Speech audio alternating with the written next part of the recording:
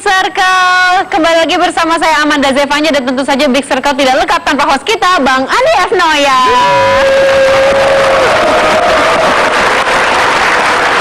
Big Circle, dream big and make an impact. Dan tentu saja di Big Circle bukan hanya kita berdua ya Bang Andi ya. Tentu saja. Tentu saja kita sudah kehadiran juga dua mentor kita yang kece-kece, ada Billy Bundan dan Tansi Homing. Thank you. Wah, Bang. Ya, loh, Amanda sepatunya baru. Keren banget. Gaya nih, ada Minggir. Apa urusannya dengan sepatu? Keren nggak? Keren Coba banget. tebak ini buatan mana? Luar negeri, Itali, kalau nggak Prancis. Tapi kalau ngeliat kayak gitu selalu identiknya tuh sama luar negeri gitu. Dalam negeri juga punya buatan lokal loh. Nggak percaya. Sebagus ini nggak mungkin. Ini buatan lokal Bang. Kalau nggak percaya kita langsung panggil aja yang bikin gimana ya? Yang bikin ada di sini? Ada dong. Siapa dia? Agit Bambang. Wow, keren. Gini aja biar lebih jelasnya tentang Agit Bambang dan juga produknya ini namanya Amble Footwear. Kita lihat aja di sequence berikut ini.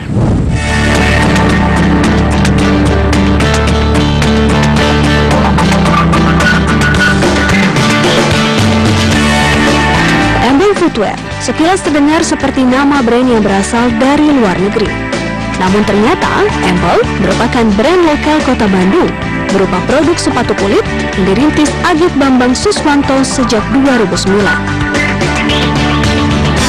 Bisnis sepatu ini Agit mulai saat masih berada di bangku kuliah dengan hanya bermodalkan Rp1.500.000. Kini dalam 1 bulan omset yang dihasilkan bisa mencapai ratusan juta rupiah. Agit membuat produk lokal dengan kualitas dan taste internasional. Bahan dasar kulit, 70% proses produksi sepatu ini masih secara tradisional. Selain bekerja sama dengan pengrajin sepatu di Cibaduyut, beberapa pengrajin juga dipekerjakan di mini workshop milik Agit.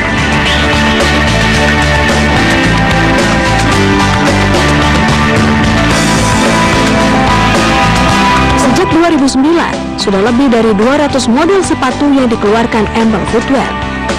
Produk sepatu Amble juga sudah merambah pasar internasional sejak 2011.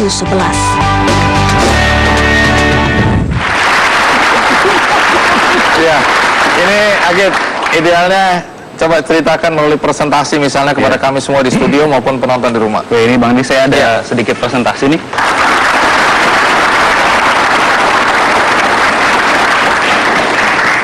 Oke, jadi dulu saya bikin Amble ini pertamanya gara-gara passion. Selain emang kepepet juga karena passion. Terus udah gitu dulu mikir banget nih kalau Bandung kan banyak sentra industri ya, salah satunya sepatu. Nih kalau data itu ada 828 perajin tahun 2007. Saya mulai 2009 akhir. Kok berani-beranian masuk di kompetisi yang ketat seperti itu? Awalnya karena memang pas lagi dulu sering banget karena suka juga, salah satunya suka. Terus dulu juga lihat kalau misalkan banyak banget juga sepatu lokal, tapi maksudnya dari segi branding, dari segi brandnya kurang gitu. Jadi akhirnya di sini bikin banget gimana caranya kembangin konsep, terus belajar juga dari brand-brand luar, dan akhirnya kita bikin dengan harganya bisa bilang setengah harga gitu. Nah dari situ kita coba bikin pertama itu tadi itu cuma 13 sepatu dari harganya cuma 325.000 sampai harga 350.000-an. Dan ini juga ada data kenapa sih sepatu, karena sekarang ini kan Amble terbesar itu penjualannya lewat e-commerce ya, lewat online paling besar. Meskipun sekarang ada store baru 1 tahun, tapi kita tetap terbesar karena salah satunya juga ada data nih di e-commerce. Kalau tertinggi itu kalau misalnya fashion, pakaian. Nah keduanya adalah sepatu gitu. Jadi sebenarnya sepatu punya potensi, tapi memang justru banyak pemain lama yang belum menggarap ke online. Nah karena kita besarnya di e-commerce, jadi potensinya sangat besar. Itu sebabnya kamu optimistis bahwa brand Amble ini bisa bersaing dengan brand-brand lain, bahkan dengan brand-brand internasional ya. Iya. Oke, Billy, apa yang paling menarik dari cerita singkat Agit ini? Oke, menariknya adalah dia berani. Karena saya dulu pernah kerja di perusahaan yang memang menghandle brand sepatu ya, gitu. Dan investasi sepatu tuh nggak main-main. Kalau baju tuh kita ngomong paling gampangnya lah. Kita ngejahit baju tuh cuman S, M, L gitu ya. Terus malah ada yang all size gitu. Kalau sepatu, so you're talking about size-nya tuh beda-beda. Banyak banget, yang cowok beda, yang cewek beda. Dan biasanya paling mahal moldnya, ngebikin moldnya segala macam. Nah itu ya kedepannya akan seperti apa ya? Jadi sekarang ini kita kan tahu banget ya, ternyata waktu awal bikin mulai kan kita mikirnya pengrajin. Wah ini pengrajin banyak jalan. Ternyata udah mulai masuk industrinya, wah ternyata investnya besar banget, banyak banget big boy-nya gitu. Tapi akhirnya ya kita salah satu kekuatannya adalah dari branding dan distribusi. Jadi kalau misalkan kita dari sepatu ini nggak cuma jual masalah produknya juga, tapi value-nya, terus kita juga jual servisnya. Ini kalau saya lihat bukan cuma sepatu, aksesorinya ada macam-macam ini ya. Ada belt juga ya? Iya, nih. Terus apalagi produknya, berapa jenis produk yang sekarang dibuat oleh Embel ini? Semua mereknya Embel? Semua mereknya Embel. Terus berapa banyak produknya, apa jenisnya? Ada footwear sampai aksesoris. Jadi kita masih fokusnya di dua itu, footwear dan aksesoris. Rata-rata memang hampir 70% materialnya leather. Tapi kita juga udah kembangin di luar itu, kayak contohnya fabric atau ada breathable mesh kayak gitu. Nah sebenarnya ini kan kita konsepnya salah satunya kerjasama dengan pengrajin. Jadi total orang produksi kita sih sebenarnya nggak terlalu banyak, karena kita pengen kembangin gimana caranya si pengrajin juga nanti akhirnya jadi mitra kita. Jadi kita sekarang juga lepas istilahnya, dulu pengrajin yang asalnya cuma bertiga di rumahnya, terus sekarang akhirnya punya 10 orang dan akhirnya kerja cuman untuk produksi kita. Desainernya masih sendiri? Nggak, sekarang ada timnya gitu. Cuman ini itu adalah bisnisnya dari si pengrajin tersebut. Terus ini dengar-dengar bahkan sudah dipasarkan ke pasar internasional ya? Iya. Kemana aja? Kalau yang sekarang terakhir itu ke Jepang sama ke Singapura gitu. Baik, kalau Danton melihat dari brand sendiri, Saya bilang bagus sepatunya ya. Nah, cuman ada satu isu yang saya lihat di sini dalam komunikasi brandnya. Kenapa? Jadi saya cek juga dong Instagram, kemudian websitenya. Itu direct jualan produk asli. Jadi orientasinya masih ke produk seperti komoditi. Harusnya Iya, bukannya hard sell, langsung display produk barang. Harusnya. Nah, kehilangan elemen humannya, ya. Jadi brand story-nya tidak kebangun, ya. Mulailah dari dengan visinya Agit sebagai founder, ceritakan ya tadi kenapa the reason for being, kenapa mau bikin sepatu, ya, dan purpose-nya apa, gitu ya. Nah itu kan penting buat orang mendengar supaya apa, terbangun emosional antara produk dengan audiensnya. Nah, kita akan dengar lagi nih cerita dari Agit soal Embel Footwear, inovasi apa yang akan dilakukan selanjutnya. Tapi setelah jeda pariwara, tetap di Big Circle. Dream big, make an impact.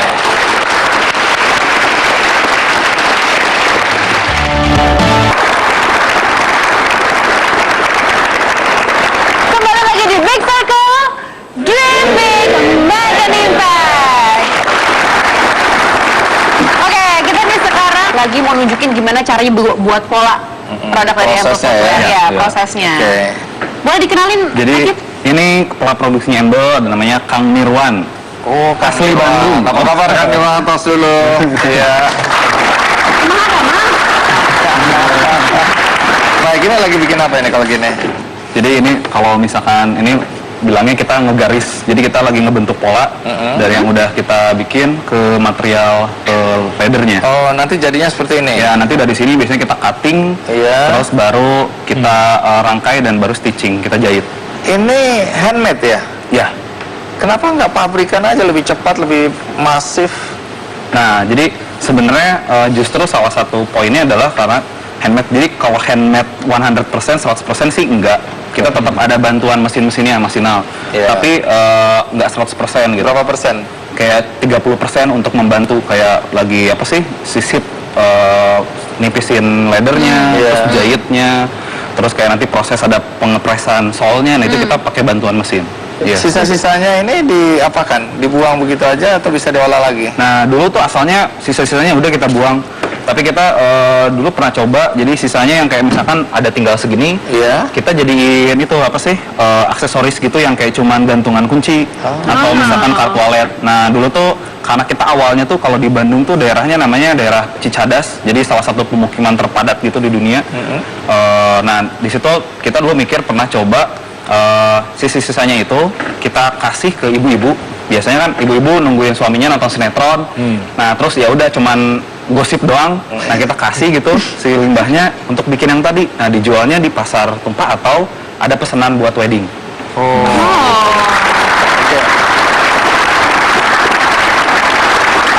Mungkin ibu-ibu mulai harus nonton Big Circle ya, sinetron lain. Pembuatan sepasang sepatu tuh makan waktu berapa lama sih? Sebenarnya sih kalau satu pengrajin itu bisa 10 sampai 15 sepatu sehari 10 sampai itu per orang. per orang. Wow. Yap, mau komen dikit mungkin mundur dari yang tadi Iya, ya, iya. yang di sebelum ditanya.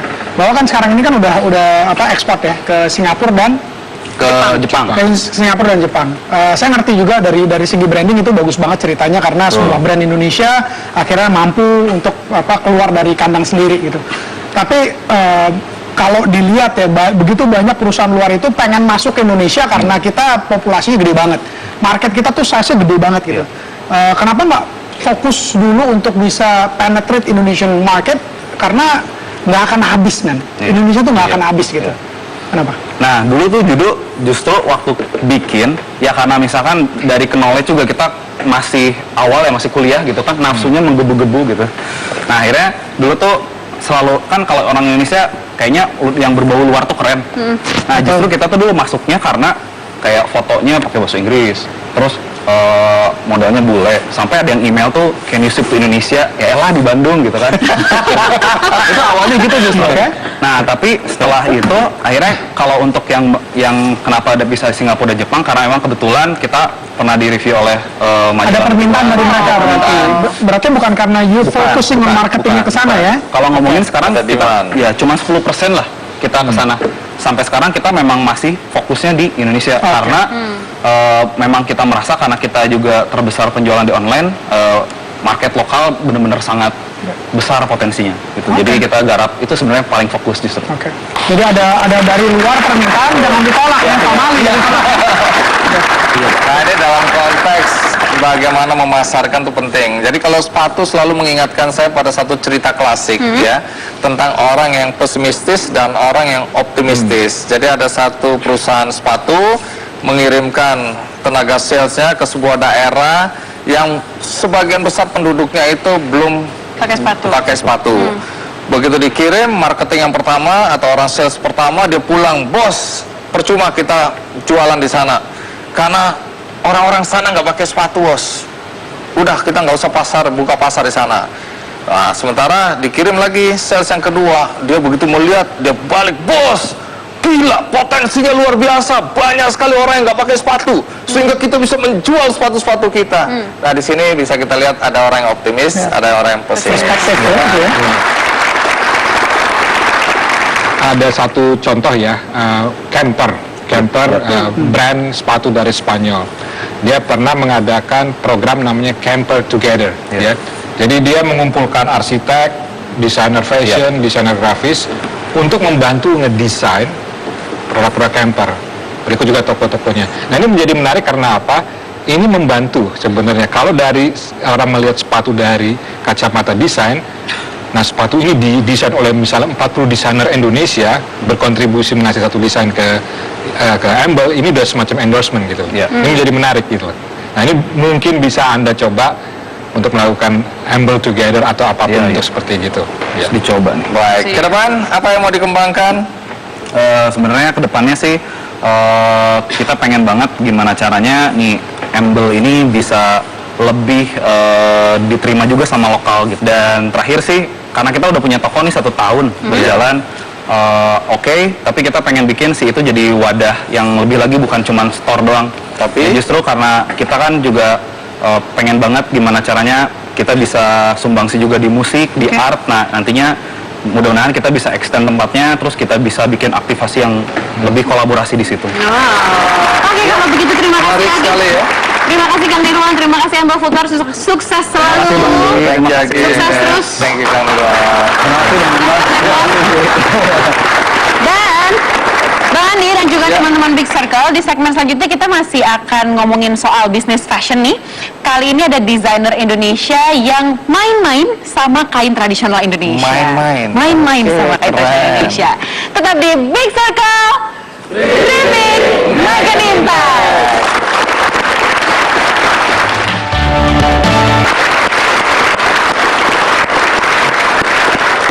Kembali lagi di Big Circle, Dreaming Makin Indah. Kita masih ngomongin seputar fashion nih Bang, dan juga kakak-kakak mentor. Kakak-kakak. Tunggu. Tadi sepatunya beda, sekarang sepatunya beda lagi. Harus matching ya? Biar matching, Dapat biar dari matching, mana biar nih ya? fashionable. Ini tuh karya desainer dalam negeri juga.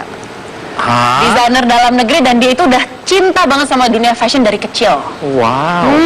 Dari kecil udah cinta sama dunia fashion, dan sekarang dia itu membuat kreasi-kreasi dengan menuangkan ide-ide tema besar fashion itu ke kain tradisional Indonesia gitu Bang. Kita panggilkan aja Lenny Agustin. Brand Lenny Agustin dan juga Lenar. Iya, apa kabar? Bayangin, bukan bajunya aja yang dibentuk, rambutnya pun dibentuk, disulam ini ya. Tapi kita lihat terlebih dahulu ya seperti apa profil dari Lenny Agustin dalam sequence berikut ini.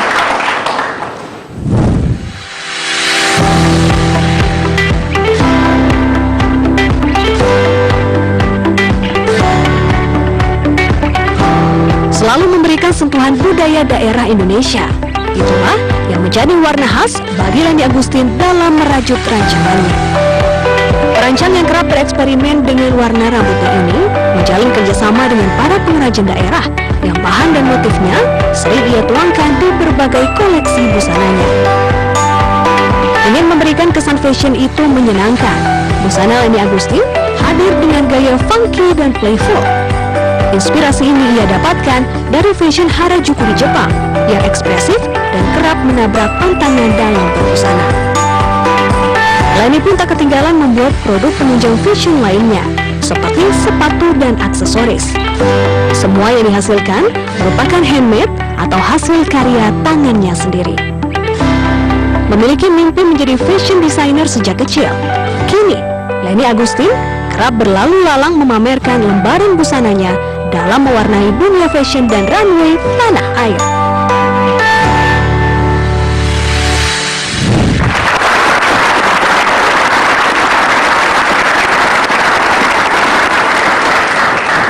Keren banget ya. Nah, sesuatu yang tidak biasa tadi apa sebenarnya? Jadi misalnya kita udah melihat satu daerah dengan produk yang stagnan ya, itu aja. Terus udah gitu kalau kita ke situ udah beli sekali udah selesai. Jadi kalau kita tawarkan dengan teknik baru, motif baru, terus tapi tetap dengan membawa budaya mereka, karena motif-motif ini saya ambil dari anyaman-anyaman dari keranjangnya di Kalimantan, terus di rumah-rumah adatnya. Jadi mereka tidak saya cabut dari akarnya, tapi berkembang dengan budaya mereka, tapi dengan pilihan-pilihan yang lebih luas dan lebih bisa diterima taste internasional ya. Iya, karena banyak sekali kerajinan-kerajinan tradisional yang mati karena orang udah bosan. Sekali kita bosan. beli mau 2 kali lagi ya itu aja Begitupun ya. yang terjadi dengan kain tradisional Indonesia, suka seperti itu. Jadi makanya saya keliling ke daerah-daerah di Indonesia, di banyak daerah.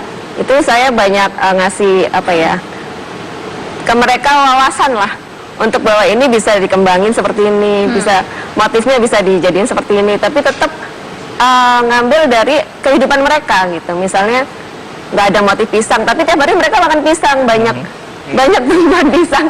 Mereka tiap hari makan pisang goreng segala macam. Nah itu saya idekan ke mereka, coba dimasukin motif pisang misalnya. Ya, sesuatu yang sudah ada di Iya. mereka. Nah, ini kan bicara baju tadi. Kalau tadi kita bicara baju, sekarang ada produk sepatu juga ada ya. tasnya juga, ada gelangnya. Oh, tas, gelang apa lagi? Gelang, hiasan rambut, banyak sih, bros, jadi Oke, jadi pengembangannya seperti itu iya ya? pengembangannya seperti itu. Dan mereka juga, ini kan yang berhubungan dengan saya gitu, jadi mereka membuat produk. Pertama saya promosikan gitu di dunia fashion. Tapi mereka sendiri pun kami latih untuk membuat produk yang lain yang bisa dijual jadi souvenir, misalnya dompet lah.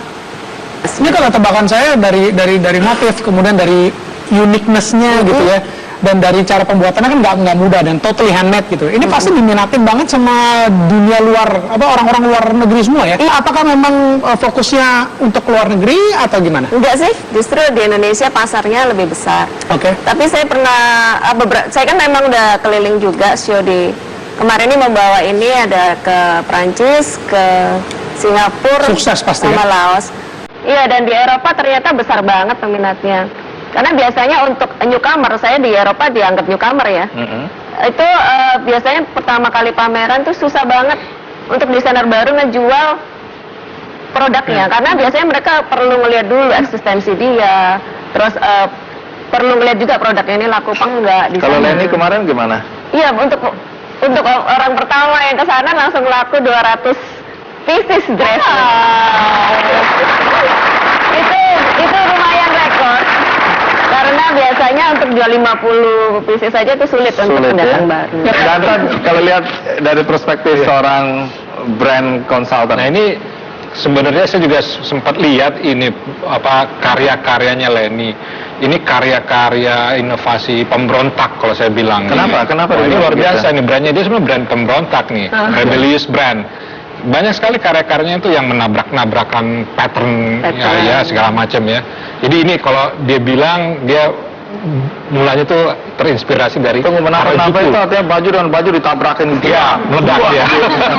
Apa pengertian tabrak-tabrak? Ya secara warna ya, secara pattern dan Motif, segala ya. macam Oh, gitu sesuatu ya. yang enggak. Style. Ya, biasanya kan mix and match itu ada harmoni ya kalau dalam desain. Saya nggak- Hijau, merah. Atau merah. saya mix don't match. Ya mix don't match. Kalau orang mix and match gitu ya. Mix match and ini ya. don't match. Iya. Nah ini yang Nggak menarik. nyambung Nggak gitu loh. nyambung gitu. Tapi jadinya menjadi satu keunikan yang menjadi karakteristik. Nah ini brand-brand yang pemberontak ini ya rebellious itu mempunyai yang namanya cool factor. Apa Jadi dia itu? bisa menang di pasar. Kayak contoh Harley Davidson. Heeh. Ada kan brand pemberontak juga kan dengan bisingnya knalpot. Terus apalagi Virgin Atlantic ya, pesawat terbangnya Richard Branson Branson. ya. Dia bikin stand up komedi dalam pesawat ya kan, aneh gitu kan ya. Nah ini juga artinya apa, kekuatan-kekuatan ini sebenarnya menjadi keunikan, diferensiasi ya kalau orang bilang sekarang cool faktornya. Jadi rebellion, pemberontakan dan inovasi itu bergandengan terus gitu. Nah, kalau Anda dicap seperti itu pemberontak, itu benar atau tidak? Benar sih. Oh, benar. Oke. Itu dari mana? Ini yang kucing sih. Saya berbeda banget dengan kehidupan pribadi. Kalau pribadi sangat ngikutin aturan, tapi kalau di fashion sama sekali enggak. Oke, Mbak Leni, Bang Andi dan juga kakak-kakak mentor. Kita akan kembali lagi ngobrol-ngobrol lebih dalam dengan Leni Agustin, tapi setelah pesan-pesan berikut ini. Tetap di Big Circle, Dream Big, Make an Impact.